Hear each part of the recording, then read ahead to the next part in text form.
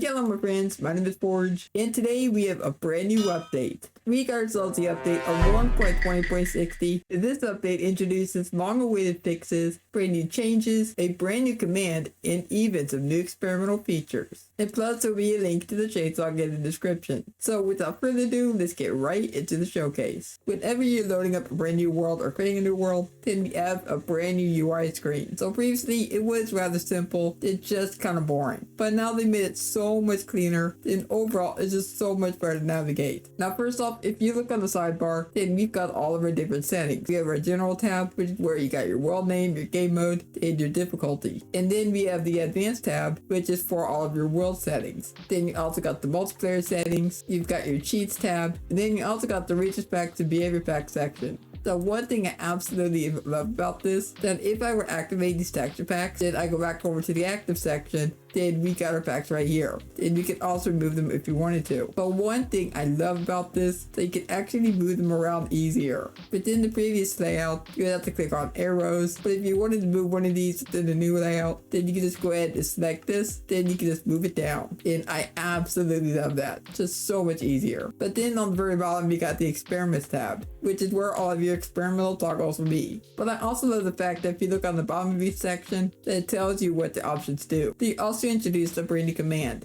And to use this command, you have to turn on upcoming creator features. This new command is called /HUD. Then I type in @s, then we get ourselves two options. We have hide or reset. And you can also introduce parameters as well. But however, I want to go over to hide. Then we got all these additional options. Now what this command does, it basically hides the elements, such as your armor bars, your elf bars, hotbar, and so on and so forth. So let's say I don't want to see my hotbar. Well, I simply type in hotbar, then once I press enter, then the hotbar is gone. What is this wizardry? Now this would actually make a great challenge. Because let's say you're playing Minecraft and you don't want to know what's in your hotbar.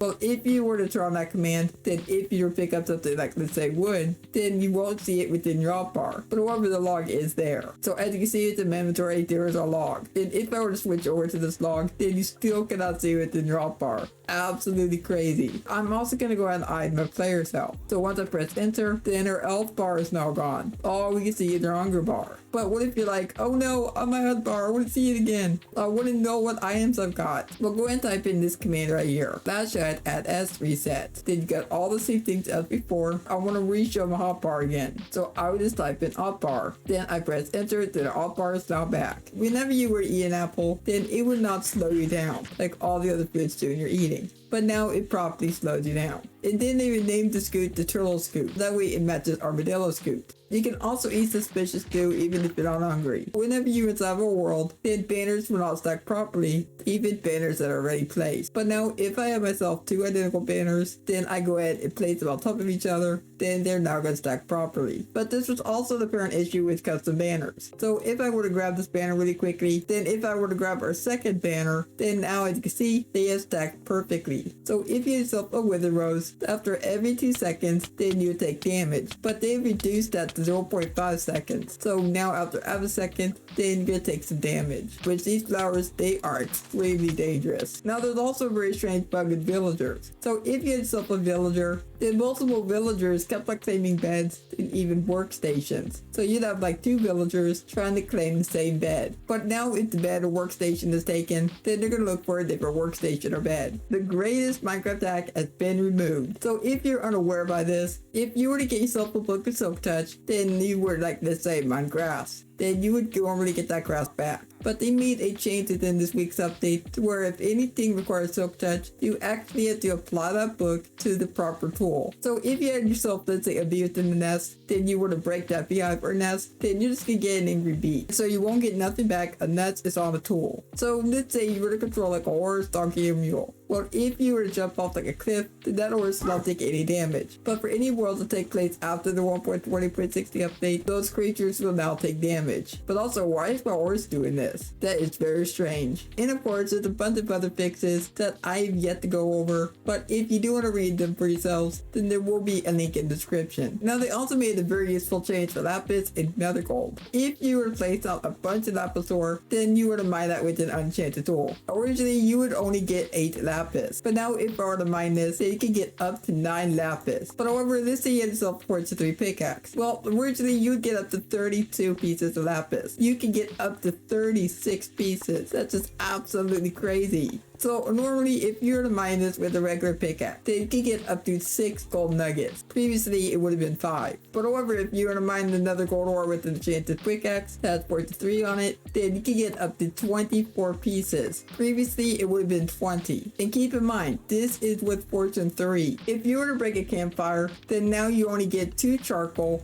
instead of 4. But however, if you were to mine a soul campfire, then as you can see, you get no charcoal, but you get the soul soil back. I mean, I think they should change that to where you get charcoal, because it's literally a regular campfire, but just blue. They also made a sweet change to trail ruins. So as you all know by now, every time you find a trail ruin, then you were to look underneath that ruin, they pretty much would have a big space of blocks between the top and bottom of the ruins. But now they actually fixed the bug to where the ruins are all going to be connected together, so you no longer have a big gap of stone blocks between each other. Now there's also some brand new experimental features, including the brand new Armadillo that can only be found in the Savannah biome. But in a future update, it will be available in the mesas, so try to keep an eye out for that. The Armadillo really loves to eat spider eyes, so once you update the spider eyes, go ahead and feed it to them, then they're gonna make a baby. Then he's really cute. If you end up running by an Armadillo, then they're gonna roll up into a ball. Plus they're also afraid of mounts, so if you decide to go onto a horse, then the Armadillos are just gonna roll up. And they're also very scared of monsters, so if they feel any kind of threats near them, then they're just gonna roll up, and then they're just gonna stay like that till the monster goes away. If you grab a brush, you can interact with the Armadillo, and they will give you scoots. If you get enough of these scoots, then you can make brand new wolf armor. Once you attain your brand new wolf friend, just grab your wolf armor, interact, then they're going to be wearing it. You can also now find trial chambers. The trial chambers are places that you can get some really good loot in,